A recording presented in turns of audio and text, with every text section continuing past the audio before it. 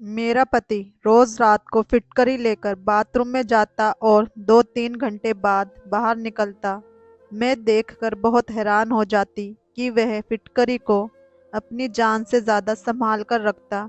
अभी तक मेरे पति ने मुझे छुआ तक नहीं और वो हर रात फिटकरी लेकर बाथरूम में चला जाता और मैं बाहर उसका इंतजार करते करते सो जाती। एक दिन रात जानने के लिए मैंने बाथरूम की खिड़की से झांक कर देखा तो मेरे होश उड़ गए, क्योंकि मेरा पति तो मेरा नाम रुचि है, मेरी उम्र 22 साल है और मैं छत्तीसगढ़ में रहती हूँ। मुझे ना जाने क्यों ऐसा लग रहा था कि सब नॉर्मल होकर भी नॉर्मल नहीं है, या फिर ये सब कुछ ज्यादा दिनों के लिए नहीं है।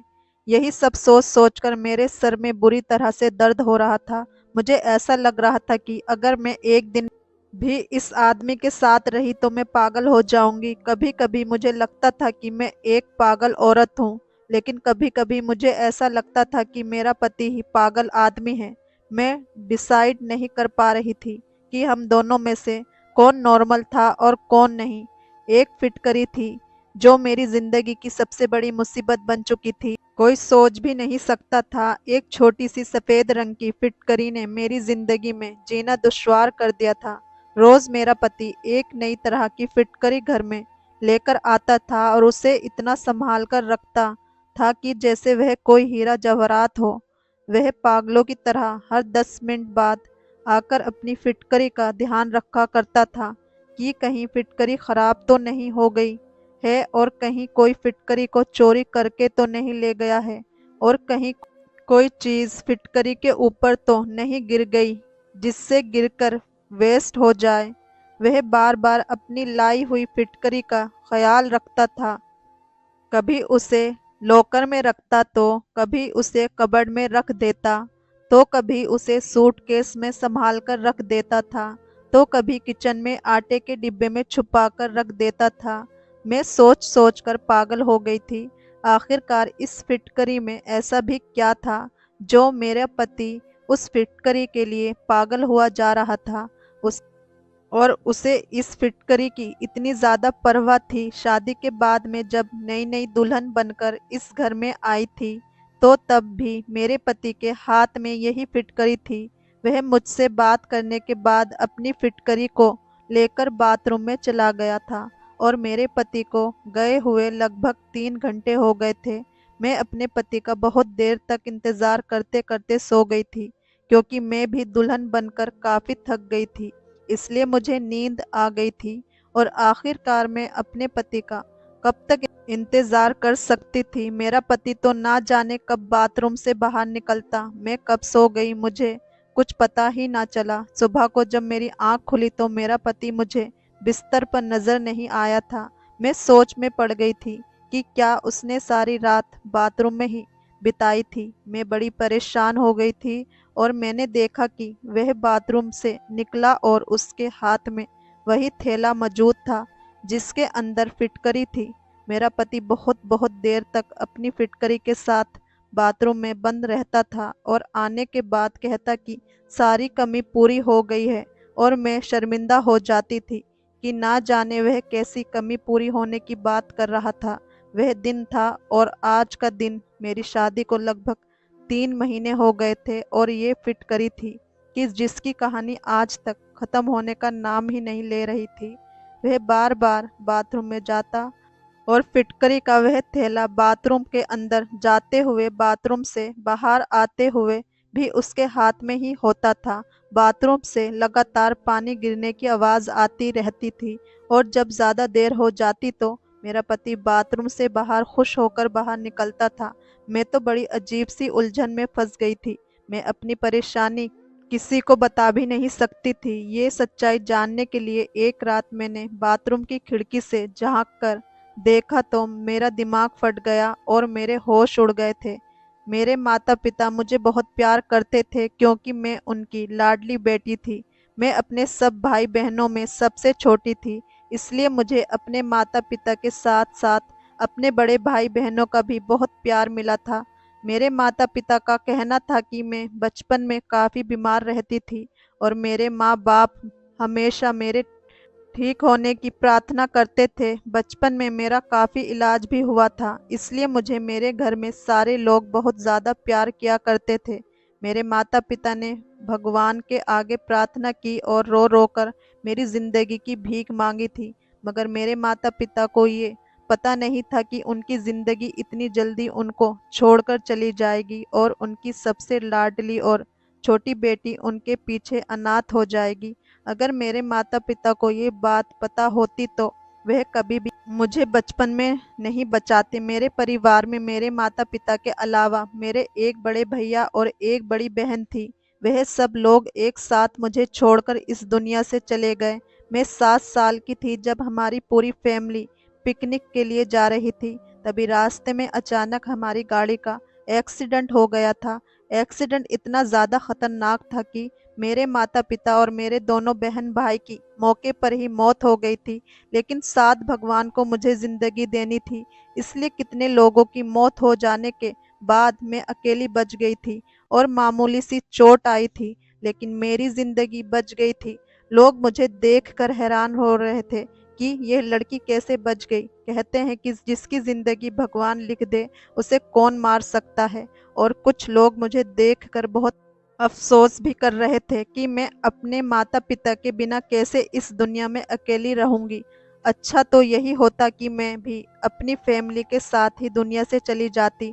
लोग कह रहे थे कि ये लड़की अनाथ बेसहारा होकर ज़िंदगी कैसे गुज़ारेगी, कौन इसकी परवरिश करेगा। इसी तरह से मेरी पूरी फ़ैमिली ख़त्म हो चुकी थी और मैं अकेली ही हो गई थी, क्योंकि मैं बिल्कुल लावारिस थी। मेरे माता-पिता के सौतेले भाई ने मुझे अपने घर में जगह दे दी थी, क्योंकि और कोई मुझे अपने साथ रखने के लिए तैयार ही नहीं था। और मेरी माँ के रिश्तेदार तो डर की वजह से कभी हमारे घर पर अफ़सोस करने के लिए भी नहीं आए थे। मैं अपने चाचा-चाची के घर में रहने लगी थी और उनकी बेटियों की उत्तरन पहनकर उनका बचा हुआ खाना खाकर अपना गुज़ारा कर रही थी। वह लोग मुझे बहुत ताने भी दिया करते थे। उन लोगों के ताने सुनकर ही मैं जवान हो गई थी। इसी तरह से टाइम तेज़ी से गुज़रता चला गया था और मेरी शादी की उम्र हो गई थी। मेरे लिए काफ़ी सारे रिश्ते भी आने लगे थे। मुझे ऐसा लगता था मेरे लिए रिश्ते आते ही मेरी चाची परेशानी में आ जाती थी। मेरी चाची ने मुझसे जान छुड़ाने के लिए मेरी शादी ऐसे इंसान से कर दी जिनको मैं जानती तक नहीं थी। फिर भी मैंने सोचा कि इस चाची के घर पर मुझे सारा दिन नौकरानियों की तरह काम करना पड़ता है, इससे बेहतर यही होगा कि मैं अपने पति के घर काम करूं और उसकी सेवा करूं। जब मैंने अपने होने वाले पति को देखा तो लड़का काफ़ी हैंडसम और स्मार्ट था, इसलिए मैं बेफिक्र हो गई थी। फिर सुना कि लड़कों वालों का अपना घर है तो इस बात से मैं और भी ज़्यादा खुश हो गई थी। चाची ने तो अपनी जान से छुटकारा पाने के लिए मेरी शादी जल्दबाजी में कर दी थी, क्योंकि मैं बहुत ज़्यादा खूबसूरत थी और मेरी चाची की बेटियां मुझसे ज़्यादा खूबसूरत नहीं थी। इसलिए चाची जलन की वजह से मुझे जल्द से जल्द विदा करना चाहती थी, ताकि उनकी बेटियों के लिए आगे का रास्ता साफ हो सके।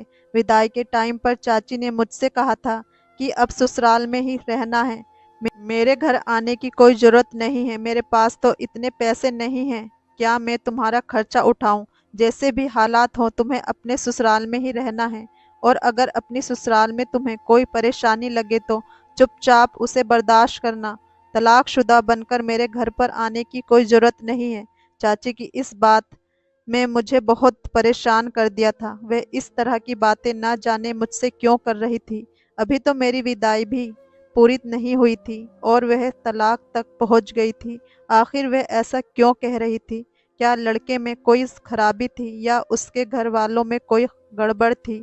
मेरे दिमाग में अजीब अजीब तरह के सवाल पैदा होने लगे थे, और इन्हीं सवालों को सोचते हुए जब मैं अपनी ससुराल विदा होकर चली गई तो शादी की पहली रात ही मुझे अंदाज़ा हो गया था कि चाची इस तरह की बातें क्यों कर रही थी। जिस लड़की के पति ने शादी की पहली रात उसके साथ रिलेशन बनाने की बजाय सारी रात बाथरूम में ही गुजार दी, तो उसकी दिमाग की हालत क्या होगी। शर्म की वजह से ये सवाल मैं अपने पति से कर भी नहीं सकती थी, क्योंकि मैं नई नवेली दुल्हन थी और नई नवेली दुल्हन ऐसी बातें कहती कि उन्होंने ऐसा क्यों नहीं किया और सारी रात बाथरूम में क्यों रहे, तो ये गलत बात हो जाती। मैंने सोचा कि मैं तो सो गई थी, हो सकता है कि वह भी आकर सो गए होंगे, शायद बहुत सुबह को दोबारा बाथरूम में नहाने के लिए चले गए हों। बस यही सोचकर मैंने अपने दिल को तसल्ली दे दी थी, लेकिन मेरी ये तसल्ली किसी भी काम नहीं आई थी। अब रोजाना कमरे में मेरा पति यही अजीब गरीब तरह की हरकतें करने लगा था। शादी को 1 महीना पूरा होते ही मेरी सास ने पोता पोती की रट लगा ली थी, और मेरी सास को तो ये भी नहीं पता था कि 1 महीने में से एक भी दिन उनके बेटे ने मुझे हाथ तक नहीं लगाया था। उनका बेटा तो ना जाने किन हरकतों में बिजी रहता था, और मैं शर्म की वजह से ये बात किसी से कह भी नहीं सकती थी। 1 महीने बाद जब मैं चाचा से मिलने उनके घर पर गई तो चाची मुझे देखकर परेशान हो गई थी, और एकदम से मुझसे सवाल किया कि मैं अपना घर छोड़कर तो नहीं आई हूँ। चाची के सवाल पर मैंने बड़ी हैरत से उनकी तरफ देखा। मेरी विदाई के टाइम पर भी उनका मेरे साथ यही बिहेवियर था, और मैं पूरे 1 महीने बाद उनसे मिलने के लिए आई थी, तब भी वह मेरे साथ ऐसी अजीब गरीब बातें कर रही थी। मैंने चाची से कहा कि नहीं, मैं तो सिर्फ आपसे मिलने के लिए यहाँ पर आई हूँ। मुझे उनकी बात से बहुत दुख पहुंचा था। मैंने अपना सारा बचपन और लड़कपन इस घर में ही गुजारा था। मुझे इस घर से बहुत लगाव था। क्या मेरा इतना भी हक नहीं था कि मैं इस घर में अपने चाचा चाची से मिलने के लिए कभी कभी आ जाऊं? मैं उदास होकर अपने घर को वापस आ गई थी, और इधर देखा कि मेरा पति फिटकरी उठाकर बाथरूम में जा रहा था। अपने पति को तो मैं कभी दिखाई ही नहीं देती थी। मैं इस घर में अपने पति के लिए बस मामूली सी थी। वह अपनी पत्नी से ज्यादा फिटकरी से मोहब्बत करता था। कभी कभी तो मैं सोचती थी कि मैं खामोश से रहूं और अपने गुस्से पर कंट्रोल करूं, और इसे अपनी किस्मत में लिखा हुआ समझकर अपने भाग्य के साथ समझौता कर लूं। फिर अगले ही बोल मुझे याद आते कि मैं क्यों खामोश रहूं, और मुझे तो बल्कि चीख कर अपने पति का सारा सच दुनिया के सामने लाना चाहिए, मगर ऐसा तो मैं अपने सपनों में ही कर सकती थी। हकीकत में तो मुझे परेशान होने के अलावा और कोई दूसरा काम भी नहीं आता था। अब मैं खुद को घर के कामों में बिजी रखना शुरू कर दिया था, और मैं ज़्यादा से ज़्यादा अपने आप को बिजी रखने की कोशिश में लगी रहती थी। अब मेरा सारा ध्यान घर वालों के कपड़े धोना, खाना बनाना और घर की साफ सफाई करने में ही लगा रहता था। मैं चाचा के घर में भी नौकरानी थी, और अपनी ससुराल में आकर भी नौकरानियों की ही जिंदगी गुजार रही थी। फिर मैंने सोचा कि आखिरकार मैं कब तक इस तरह की जिंदगी गुजारूंगी। मुझे अपने पति से बात करनी ही होगी। एक दिन मैंने बंद शब्दों में अपने पति को ये बात समझा दी कि उनकी माँ मुझे पोता पोती की डिमांड करती है। ये बात सुनकर जैसे मेरे पति को करंट सा लग गया था। उन्होंने फौरन ही कहा कि अभी ऐसा कुछ भी नहीं हो सकता, और ऐसा बिल्कुल मुमकिन नहीं है। इतना कहकर वह कमरे से बाहर चले गए थे, तो मैं अपना सर पकड़कर बैठ गई थी, क्योंकि मुझे अपने पति पर पहले से ही शक था, और अब मुझे अच्छी तरह से यकीन हो गया था कि मेरा पति नामर्द है। इसलिए वह फिटकरी का बहाना बनाकर रोज रात को बाथरूम में चला जाता है, और फिर मेरे सोने का इंतजार करता है। जब मैं सो जाती हूँ तो वह बाथरूम से बाहर निकल आता है। वह ऐसे ही करता है, वरना कोई मर्द ऐसा नहीं होता जो अपनी नई नवेली दुल्हन को अकेला छोड़कर इस तरह से सारी सारी रात खुद को बाथरूम में बंद नहीं रखता। मैंने सोचा अब मुझे अपने पति के इस राज से पर्दा हटाना ही पड़ेगा, और मैं सच जानकर ही रहूंगी। यही सारा सच मैं सब लोगों के सामने लेकर आऊंगी। एक दिन रात के टाइम पर मैंने सोचा कि मैं सोने की एक्टिंग करती हूँ और देखती हूँ कि मेरा पति रात में क्या करता है।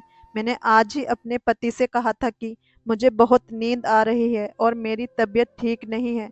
मेरा सर बुरी तरह से फटा जा रहा है, इसलिए वह मुझे जगाने की कोशिश ना करे। मेरी ये बात सुनकर तो मेरे पति के चेहरे पर अजीब से मुस्कुराहट आ गई थी, जैसे कि उन्हें इंतजार हो कि मैं जल्दी से सो जाऊं। मेरे पति ने मुझसे कहा कि ठीक है, अगर तुम्हारी तबीयत ठीक नहीं है तो तुम जल्दी से सो जाना, मैं तुम्हें बिल्कुल भी डिस्टर्ब नहीं करूंगा। उसने कमरे की लाइट बंद कर दी और कमरे से बाहर निकल गए। ये सच था कि मुझे लेटते ही नींद आ जाती थी, क्योंकि मैं सारा दिन बहुत काम करती थी, और थकान से चूर होकर जब मैं अपने बिस्तर पर सोने के लिए लेट जाती थी तो मुझे फौरन ही नींद आ जाती थी। लेकिन मैं आज बहुत कोशिश कर रही थी कि मैं जागती रहूं, लेकिन मेरा नींद पर कोई बस ही नहीं था। आज मैंने सोचा कि दिन में जब मेरा पति घर पर था तो मैंने उनसे कहा कि मेरी तबीयत ठीक नहीं है और मैं सोना चाहती हूँ। तो उन्होंने मुझसे कहा कि हाँ ठीक है, घर का काम कोई भी कर लेगा, तुम आराम से सो जाओ। मेरी सास को लगा कि मैं प्रेग्नेंट हूँ और मेरी तबीयत ठीक नहीं है, इसलिए मैं आराम कर रही हूँ। और मेरी सास ने भी मुझसे किसी काम के लिए नहीं कहा, वरना मुझे तो आराम करने का मौका ही नहीं मिलता था। मैंने नींद दिन में ही पूरी कर ली थी। मैं जी भर कर सोई थी ताकि मैं रात को देर तक जाग सकूं। मैं लगभग 1 घंटे तक अपने पति का इंतजार करती रही थी। 1 घंटे बाद जब मेरे पति कमरे में आए तो मैं ऐसे ही हो गई जैसे मैं गहरी नींद में सो रही हूँ। मैंने देखा कि वह वही फिटकरी वाला थैला लेकर बाथरूम में चले गए थे। जब उन्होंने बाथरूम का दरवाजा बंद किया तो मैं फौरन ही उठ गई थी। मुझे डर ही नहीं था कि वह बाहर आएंगे, क्योंकि मुझे पता था कि अब वह काफी देर तक बाहर आने वाले नहीं हैं। मैं घर के बैक साइड वाले हिस्से की तरफ जाने लगी थी और चोरों की तरह धीरे धीरे खड़ी हुई थी जहां पर बाथरूम की खिड़की थी। लेकिन बाथरूम की खिड़की बहुत ऊंचाई पर थी और उस खिड़की से मैं अंदर तक नहीं देख सकती थी, क्योंकि खिड़की की ऊंचाई के हिसाब से मेरा कद बहुत छोटा रह गया था। लेकिन मैं जल्दी से जाकर एक चेयर लेकर आई और मैंने वह चेयर रखी और उस पर खड़ी हो गई। उस टाइम पर 2 बज रहे थे और घर के सारे लोग सो चुके थे। किसी की भी मुझ पर नजर नहीं पड़ सकती थी, मगर मुझे फिर भी बहुत डर लग रहा था और डर की वजह से मेरा शरीर कांप रहा था। वह चेयर उठाकर खिड़की के करीब आई और चेयर पर चढ़कर खिड़की के अंदर देखने लगी कि आखिर मेरा पति इतनी देर तक बाथरूम में करता क्या है। अपने पैर कांपने की वजह से मुझे ऐसा लग रहा था कि मैं ठीक से खड़ी नहीं हो पा रही हूँ, ऐसा ना हो कि मैं गिर जाऊं। मैंने अपने अंदर हिम्मत पैदा की और चेयर के ऊपर खड़ी हो गई। लेकिन जैसे ही मैं बाथरूम की खिड़की से अंदर झांका तो सामने का नज़ारा देखकर मेरी आंखों के सामने अंधेरा छाने लगा था। मैं चेयर से गिरते गिरते बच गई थी। ये मेरा पति कैसा काम कर रहा था फिटकरी के साथ, आखिर ये सब कुछ क्या हो रहा था। मेरे पति का दिमाग तो ठीक था। मैंने बड़ी मुश्किल से खुद को संभाला था और वापस अपने कमरे में चली आई थी।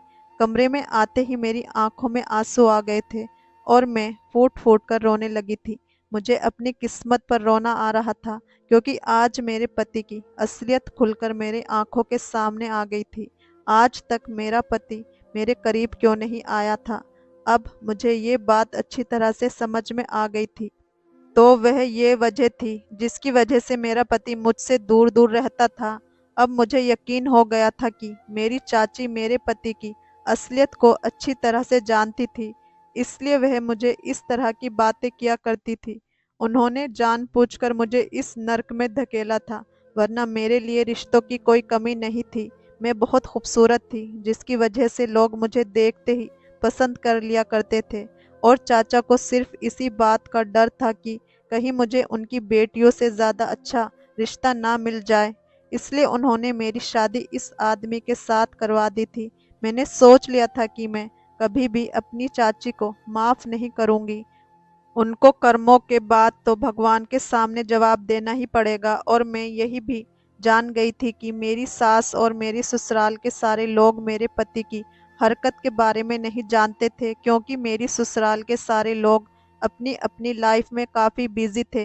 किसी को भी इतनी फुर्सत नहीं थी कि वह किसी की ज़िंदगी में झांक कर देखे कि वह क्या कर रहे हैं और किस लिए कर रहा है। सिर्फ यही वजह थी कि जो मेरे पति पर आज तक किसी ने नज़र नहीं रखी थी।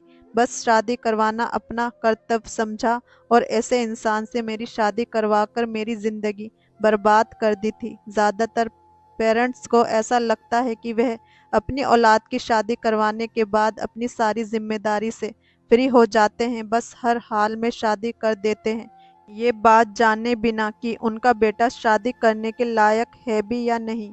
बस किसी भी लड़की के पल्ले से अपने लड़के को बांधकर उस मासूम लड़की की जिंदगी को बर्बाद कर देते हैं।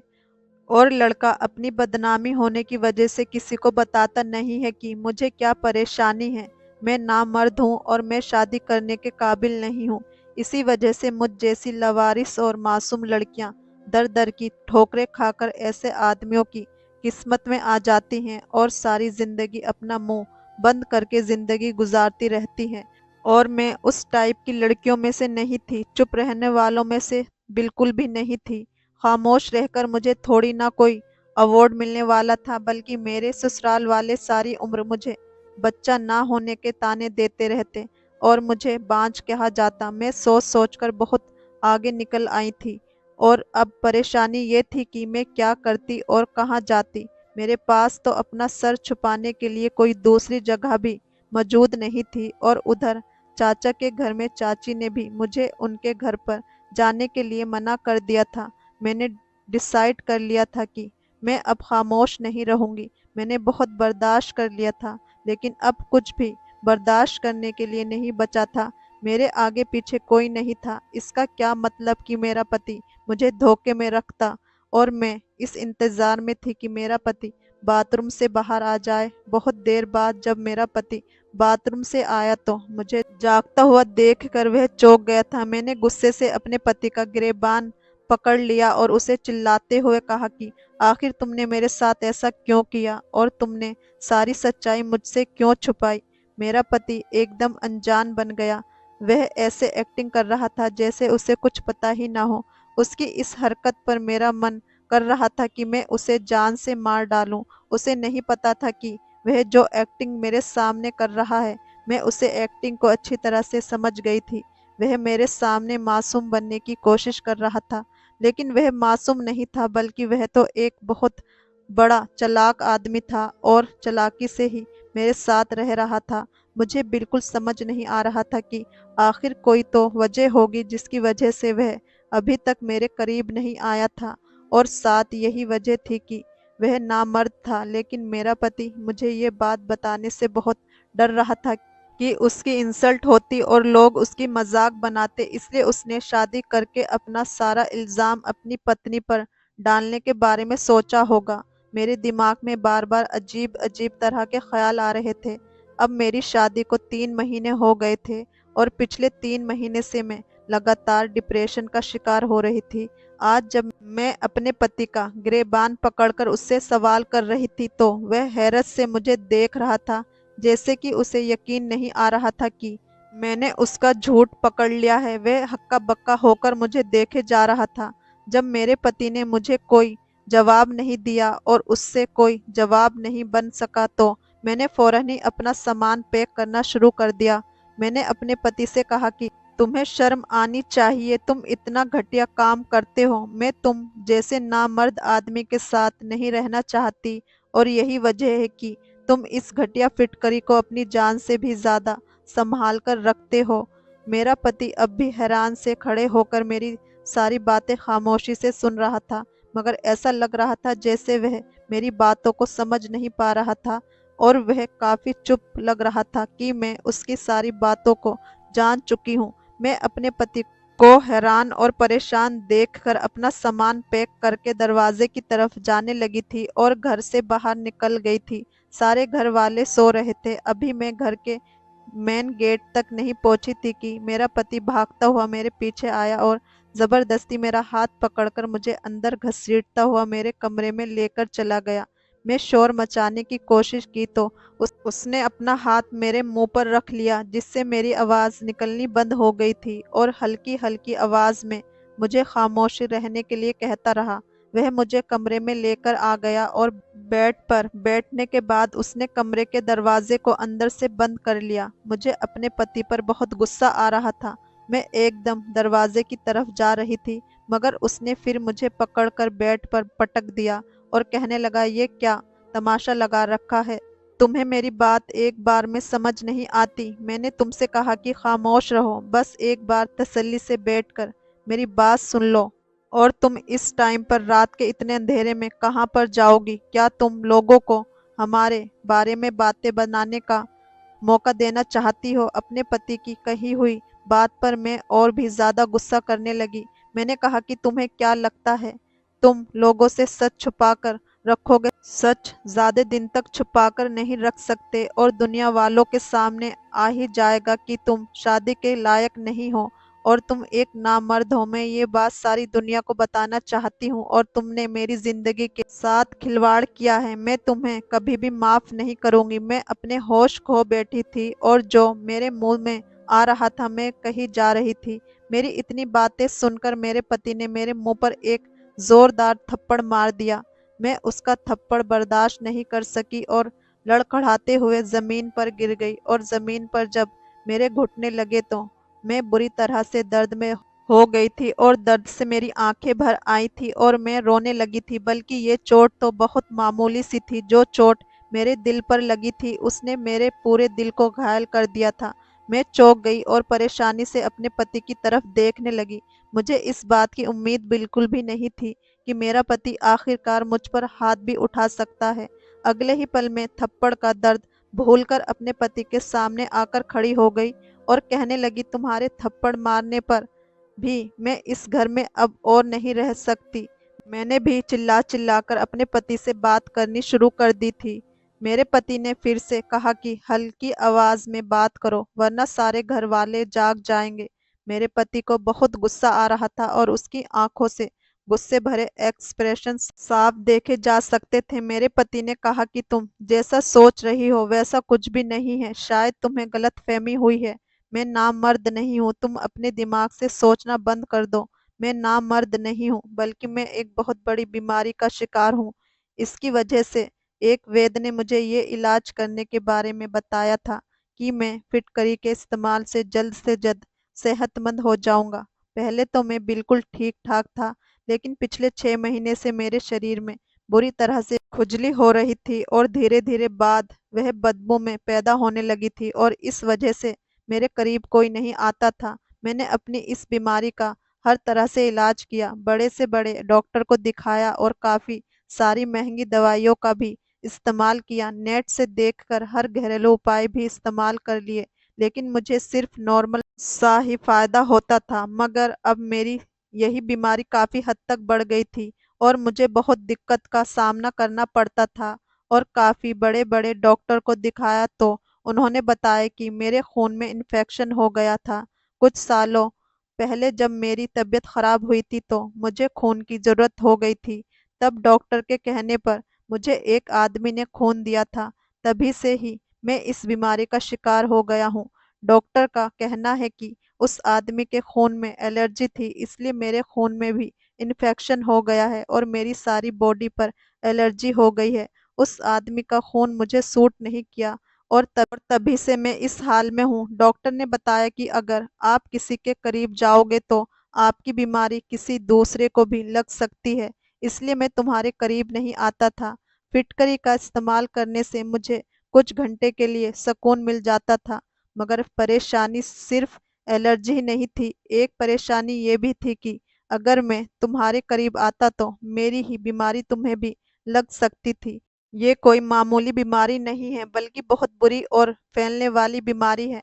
मैं तुम्हें भी अपने जैसा नहीं करना चाहता था। मेरा इलाज तो काफी टाइम से चल रहा था लेकिन धीरे धीरे मेरी परेशानी बढ़ती ही चली जा रही थी। मुझे किसी ने एक मशहूर वैद्य के बारे में बताया तो मैं उसके कहने के मुताबिक वैद्य के पास चला गया था। मैंने जब वैद्य से मुलाकात की तो उन्होंने मेरा पूरी तरह से चेकअप किया और मुझे यकीन दिलाया है कि मैं जल्द से जल्द ठीक हो जाऊंगा। इस वैद्य ने मेरा इलाज शुरू कर दिया था और उधर मेरे घर वालों ने मेरी शादी का हंगामा किया हुआ था क्योंकि मेरी एक बहन लंदन से आई थी और उसे मेरी शादी अटेंड करना बहुत जरूरी था क्योंकि फिर कुछ सालों तक मेरी बहन का यहाँ आना मुमकिन नहीं था। मैंने अपने माता पिता को बहुत इनकार किया कि मैं अभी शादी करने के लिए तैयार नहीं हूँ लेकिन मेरी किसी ने एक ना सुनी थी और मेरी शादी की डेट भी मुझसे बिना पूछे ही फिक्स कर दी थी। इसी तरह से हमारी शादी भी हो गई।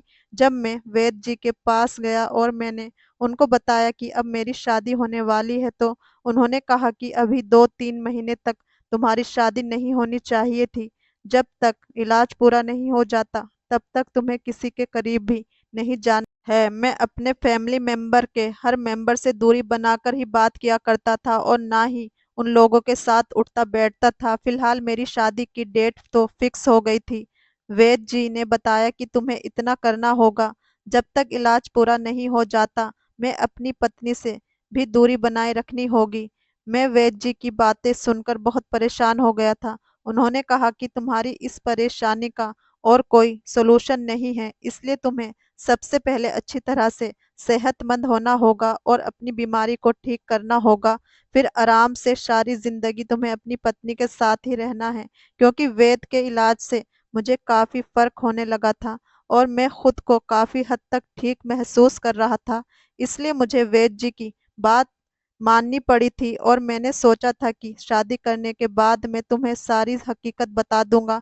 मगर ना जाने क्यों मुझे तुमसे कुछ भी कहने की हिम्मत नहीं होती थी और बस यही मेरी सबसे बड़ी गलती थी, जिसकी वजह से तुम मुझे गलत समझ बैठी और मुझे गलत समझने पर मजबूर हो गई थी। वैद्य जी ने कहा कि फिटकरी से ही तुम्हारा इलाज हो सकेगा, इसलिए मैं तुम्हारे करीब भी नहीं आता था और आज तक मैं तुम्हारे करीब बैठकर तुमसे बात करने की कोशिश भी नहीं की थी। और हर रोज मैं फिटकरी घर पर लेकर आता था और रोजाना मेरा नई फिटकरी से इलाज होता था, इसलिए मैं पागलों की तरह फिटकरी की हिफाजत किया करता था ताकि मैं जल्द से जल्द ठीक हो जाऊं और एक नॉर्मल जिंदगी गुजार सकूं और तुम्हें बता सकूं कि मैं तुम्हारे साथ स्पेंड करने के लिए कितना तड़प रहा था। मेरी परेशानी बाहर से तो किसी को नजर नहीं आती थी, मगर अंदर ही अंदर मैं अपनी परेशानी से बहुत ज्यादा बेचैन हो गया था। मुझे माफ कर दो, मैं तुमसे माफी मांगता हूँ। मैं तुम पर हाथ उठाया